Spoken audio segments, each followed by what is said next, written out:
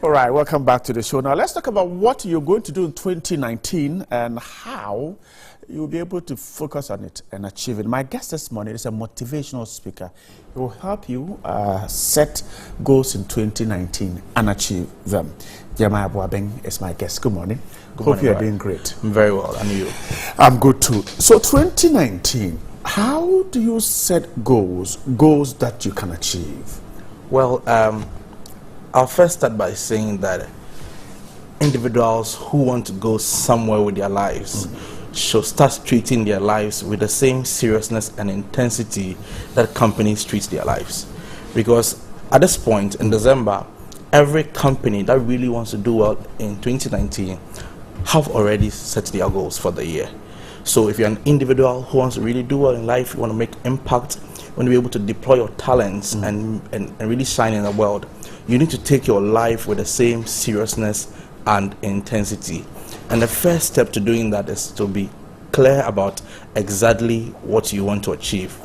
So you set goals ahead. Exactly. You don't wait till 31st? You don't wait till 31st. If you wait till 31st, you're too late.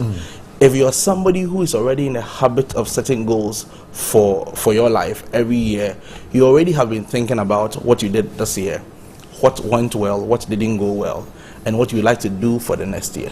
So don't enter any year without clear, specific goals that you want to achieve in that year. Every year, there must be one central goal that is pivoting your life, pivoting your agenda that you want to achieve. Every other thing can become a subset or a subsidiary of that central goal. The challenge for many people is that... Even before you talk about the challenge, is that to suggest that you should not set more than a goal? Not necessarily, but the fewer the goals, the better. Because, like I was about to say, the challenge for many people is that they have too many competing goals. So in 1 year, they want to get married, they want to buy a car, they want to buy land. If you're not somebody who gets a lot of income and resources, the possibility that you achieve these things is very low. However, if the goal was just 1 or 2, then you increase your chances of achieving the goal remarkably, because you are one person with a few resources but with unlimited goals. So in order to maximize your resources, focus.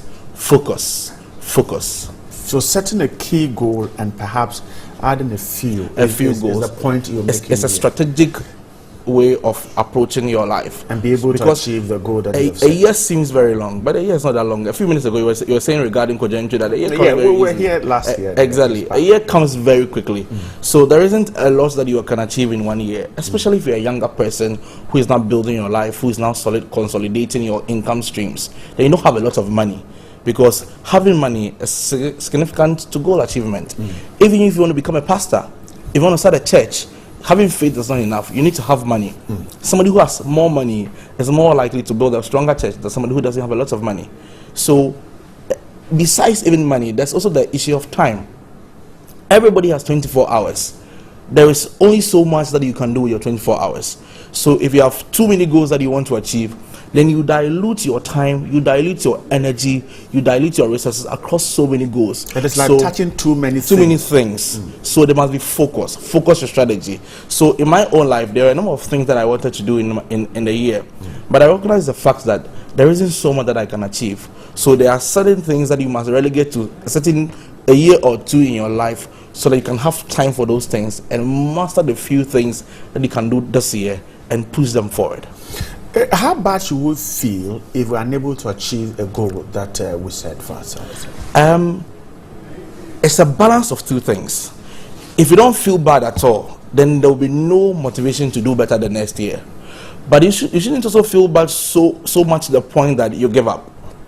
So there is a certain level of remorse relevant for you performing well in your next year. Let's assume that a footballer, if Jose Mourinho, who has been sacked from Manchester United, feels no remorse for his performance at Manchester United, then the possibility that he will perform abysmally again in his next club is high.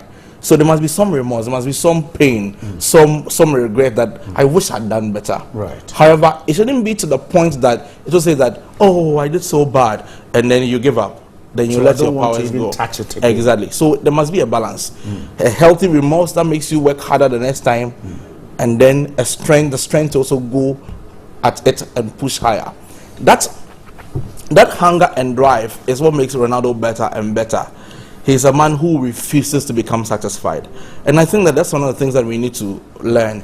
It's not enough for us to admire these people. We must aspire to become like them. Be hungry for more. So be driven to achieve. Will drive you to achieve. Exactly. As a matter of, if you ask me, besides the grace of God, if there's any one thing that determines how people's life turns out, it's hunger, it's drive, it's desire.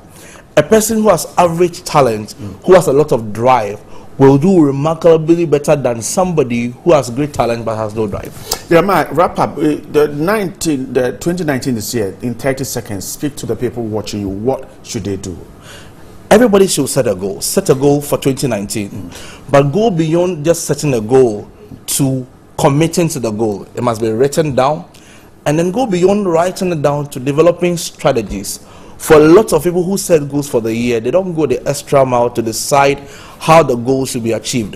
There are no strategies, there are no action plans. So the goal is just left standing without a pathway to achieving it. I'm grateful. Gemma Wabing is a motivational speaker. Thanks so much for joining us. Thank you, hope you take heed from what he's told us. Let's take a quick musical break. There is more on the show.